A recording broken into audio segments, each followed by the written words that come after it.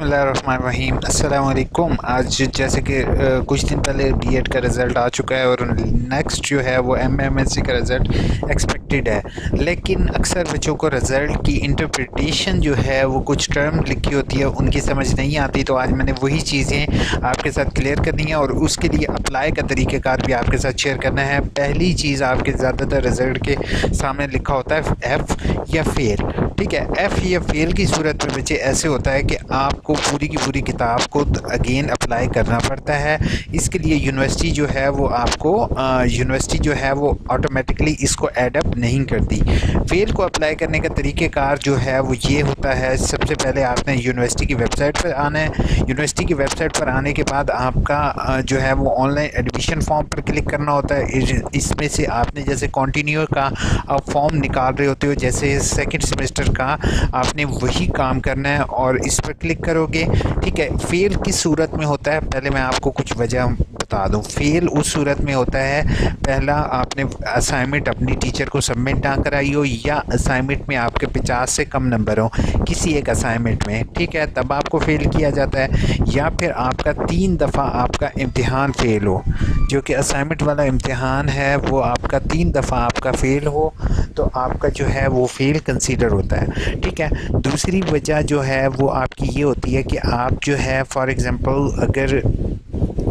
अगर तो आपने 3 दफ़ा आपका इम्तिहान फ़ेल हो, 3 दफ़ा ही आपकी वर्कशॉप फ़ेल हो जाए तो आपका सब्जेक्ट फ़ेल होता है, ठीक है। अब मैं आपको, जैसे कि एडमिशन अभी तक ओपन नहीं है, एडमिशन फॉर्म जो कॉन्टीन्यूस वाला है वो अभी तक ओपन नहीं है, ठीक है। अगर आपका 3rd सेमेस्टर लास्ट सेमेस्टर हो और आपको असाइनमेंट के नंबर पता चल गए हो और असाइनमेंट में आपको टीचर ने फ़ेल कर दिया हो, तब भी आपने फ़ौरन एडमिशन के लिए अप्लाई करना है। जैसे कि ये fail fail fail red colour में लिखा हुआ आ रहा है, यहाँ पर ऑलरेडी मैंने एक वीडियो अपलोड की हुई है फेल से रिलेटेड। फेल वाले स्टूडेंट ये वीडियो ज़रूर देखें, मेरे चैनल के लिंक में ये ऑलरेडी वीडियो अवेलेबल है और तकरीबन 700 पीपल ने इसको देख चुके हैं, ठीक है। तो अब मैं जैसे कि इसको प्ले करता हूँ, ठीक है, वॉइस इसको क्लियर कर देते हैं। जैसे ही आप अपना रोल नंबर यहाँ पर लिखोगे, मैं इसके स्क्रीन फुल कर देता हूँ ताकि आपको इजीली नज़र आए। स्क्रीन फुल करने के बाद जैसे ही आप अपना रोल नंबर यहाँ पर लिखोगे तो आपके सामने जैसे ही यहाँ पर क्लस्टर शो हो जाएंगे। जैसे 5th सेमेस्टर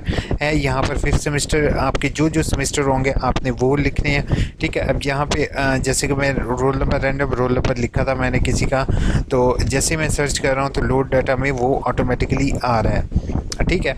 इसी तरीके से जब मैं यहाँ पर अदर का ऑप्शन सेलेक्ट करूँगा, जैसे कि फॉर एग्जांपल यहाँ पर एक जो है वो अदर का ऑप्शन अवेलेबल होगा मुझे, ठीक है।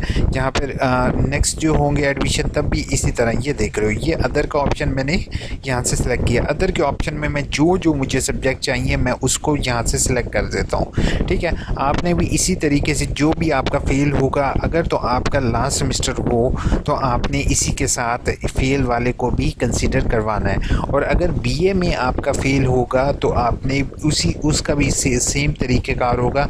अगर तो आपके लेस क्रेडिट और रहते हैं तो आपने जो है उसको उसके मुताबिक एडजस्ट करके आप उसके लिए अप्लाई कर सकते हो। इसी तरीके से अगर आपका लास्ट सेमेस्टर चल रहा है और लास्ट सेमेस्टर के भी आपने पेपर दिए हैं और आपको पता है कि आपका पिछला कोई एक आधा पेपर फेल है, तो आपने उसका एडमिशन फ़ौरन भेज देना है, ठीक है।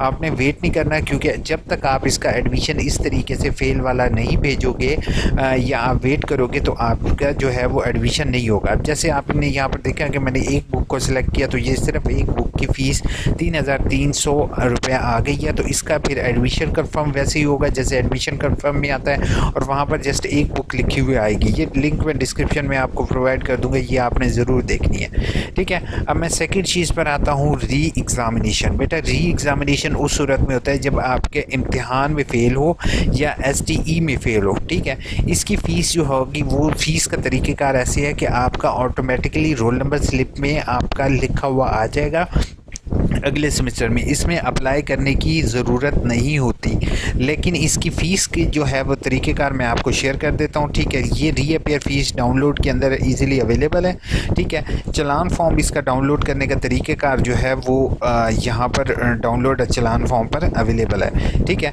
एक सब्जेक्ट की रीअपेयर की फ़ीस जो मैट्रिक के हैं उनकी 100 है, FA की 100 है, उसके बाद 180 है, FA की 200 है, BA की जो है वो बीए की 300 है, बीएड की 400 है। अगर एक बच्चा एक दफ़ा रीअपेयर होता है या री एग्ज़ाम होता है तो उसको 400 रुपये फ़ीस देनी पड़ेगी, और वो इस फॉर्म के साथ उसको यूनिवर्सिटी को भिजवा भी सकता है, नहीं भिजवाता तब भी उसका एडअप हो जाता है।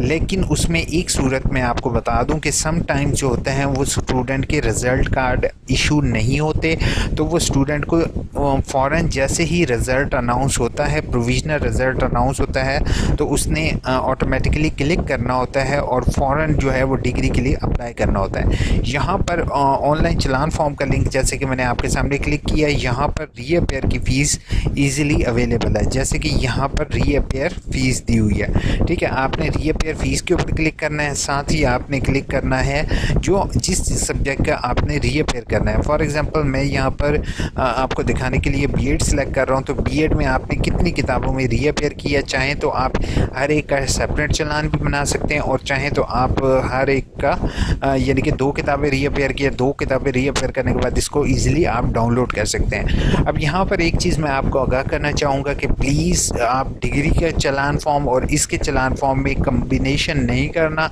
जो कि अक्सर बच्चे गलती ये करते थे लास्ट सेमेस्टर में कि वो डिग्री का फॉर्म और चालान फॉर्म दोनों को सेम रखते थे, लेकिन अब वैसे है भी नहीं, तो इस तरह नहीं किया करो। अब होपफुल ये वीडियो क्लियर हो गई होगी। अब आ जाता हूँ री वर्कशॉप पे। अक्सर बच्चे स्टूडेंट इस चीज़ को लेकर परेशान है कि यार री वर्कशॉप का हमने किस तरीके से अप्लाई करना है। तो री वर्कशॉप के लिए आपको फ़ीस भरने का तरीक़ाकार बिल्कुल ऐसे ही है, जो रीअपेयर वाली फ़ीस है वही री वर्कशॉप वाली फ़ीस होती है, ठीक है, और उतनी ही फ़ीस होती है जो कि मैं आपको ऑलरेडी दिखा रहा हूँ, ठीक है। आपको इसको भरने का तरीक़ाकार ऐसे है कि आपने जो है सिंपल एप्लीकेशन, अब तो यूनिवर्सिटी ने प्रोसेस चेंज किया है, आपने सिंपल एप्लीकेशन लिखनी होती है। एप्लीकेशन लिखने के बाद अपनी री वर्कशॉप की डिटेल लिखने के बाद साथ ये चालान की कॉपी लगाने के बाद रीजनल ऑफिस सबमिट करवा सकते हैं। और अपने पास ये जो रीअपेयर या री एग्ज़ाम के चालान है, इनकी स्टूडेंट कॉपी अपने पास हर ज़रूर रखो, क्योंकि ये कॉपी जो होगी जब आप डिग्री के लिए अप्लाई कर रहे होगे तब आपको ये फ़ीसेस यूनिवर्सिटी को दिखानी पड़ती हैं। और अगर आप उस टाइम फ़ीसेस ये 400-200 वाली फ़ीस ना दिखाओ या उनकी फ़ोटोकॉपीज़ ना दिखाओ तो आपको दोबारा ये फ़ीस भरनी पड़ेगी। तो होपफुल क्लियर हो गई होगी। अगर आप यहाँ पर ये मैं एक चीज़ क्लियर करूँ, री वर्कशॉप री एग्ज़ाम का अगर आप अब से अब अप्लाई नहीं भी करोगे तब भी आपका जो है वो इंक्लूड कर दिया जाएगा, और आपको at the end of semesters जो है वो आपको इस दोनों चीज़ों की फ़ीस देनी पड़ेगी। अब मैं आ जाता हूँ लास्ट ऑप्शन पर, रिज़ल्ट लेट। सम टाइम हम फ़ीस भरते हैं लेकिन चालान पर कोई चीज़ मिस होने की वजह से, सही पढ़े ना जाने की वजह से जो है वो स्टूडेंट जो है यूनिवर्सिटी जो है वो आपका रिज़ल्ट अनाउंस नहीं करती और उस पर रिज़ल्ट लेट लिखा हुआ आ जाता है। लास्ट टाइम 2 चांसेस में स्टूडेंट को फ़ीस भरने की इजाज़त थी, लेकिन स्टूडेंट ने 1 सेमेस्टर की फ़ीस भरी और 1 की ना भरी, तब उसका रिज़ल्ट लेट करार दिया जाता है, ठीक है। और रिज़ल्ट लेट की वीडियो मैंने यहाँ पर ऑलरेडी अपलोड की हुई है, लेकिन मैं उसका थोड़ा सा रिव्यू कर देता हूँ, ठीक है। उसका रिव्यू यही है कि आपने फ़ौरन जो है वो अपने बैंक से रब्ता करना होता है। बैंक से पूछोगे कि अगर तो आपने कंप्लीट फ़ीस भरी होती है तो आपने कंप्लीट फ़ीस जो आपने पे की है वो जो आपने कंप्लीट फ़ीस पे की है आपने उसका ट्रांजैक्शन आईडी नंबर या बैंक का स्क्रॉल, ठीक है, आपने वो एडमिशन सेल को भिजवाने होते हैं, ठीक है। और अगर आपने कोई फ़ीस आपकी थोड़ी सी कम है, 500-200 जो एक्स्ट्रा फ़ीस भरनी होती है वो आपकी कम है, तो वो आपने ऑनलाइन चालान फॉर्म को ओपन करोगे और यहाँ पर आपके पास बैलेंस फ़ी का ऑप्शन होगा। जैसे ही आप बैलेंस फ़ीस का ऑप्शन सेलेक्ट करते हो तो यहाँ पर वो अदर का ऑप्शन सेलेक्ट करेगा कि आपने कौन सा करना है। आपने बैचलर्स जो भी आपका प्रोग्राम कर रहे होगे आपने वो सिलेक्ट करना है, और यहाँ पर आपने जो है वो 500 रुपीज़ जितनी आपकी कम फ़ीस होगी आपने वो इसको फ़ीस को लिखने के बाद इसको डाउनलोड करोगे, सबमिट करोगे और यूनिवर्सिटी को भिजवा दोगे। होपफुल आपका ये क्लियर होने के बाद आपका रिज़ल्ट अनाउंस कर दिया जाएगा। लेकिन अक्सर स्टूडेंट ये क्या करते हैं कि वेट कर रहे होते हैं, तो मेरी आप सबसे हम्बल रिक्वेस्ट होगी कि ये मैं लिंक जो है AIUU इन्फो और वीडियोज़ का लिंक मैं आपको हमेशा प्रोवाइड कर देता हूँ अपनी कमेंट के अंदर।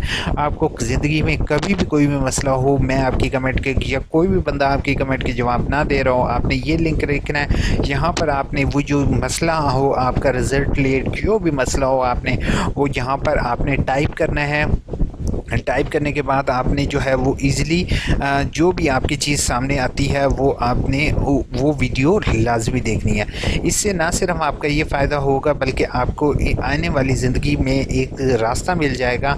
आप सबके लिए यहाँ पर मैंने 1000 की तादाद में 500 से प्लस वीडियोस जो हैं वो मैंने अपलोड की हुई हैं और होपफुल 1000 के करीब मेरे उम्मीद है कि आप सबके लिए हर एक चीज़ को एक्सप्लेन करूँ।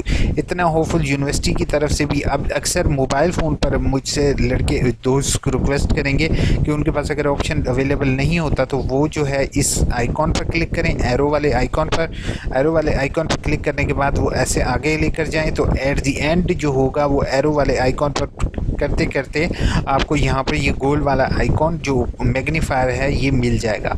यानी कि आपने इस पर क्लिक करना है, इसके बाद मैग्नीफायर पर क्लिक करना है तो आपको इजीली ये सर्च वाला ऑप्शन मिल जाएगा जिसके ज़रिए आप सेल फ़ोन पर भी चेक कर सकते हो। वीडियो अच्छी लगे तो चैनल को सब्सक्राइब का बटन प्रेस किए बगैर नहीं जाओगे ताकि मेरी नेक्स्ट वीडियो आपको जल्दी मिल सके, और दूसरा बेल का आइकन प्रेस किया ज़रूर करो ताकि आपको मेरे नोटिफिकेशन भी मिलते रहें। अपना बहुत बहुत ख्याल रखोगे, दुआओं में याद रखोगे। Best of luck for your exam, best of luck for your future. Take care, अल्लाह हाफिज़।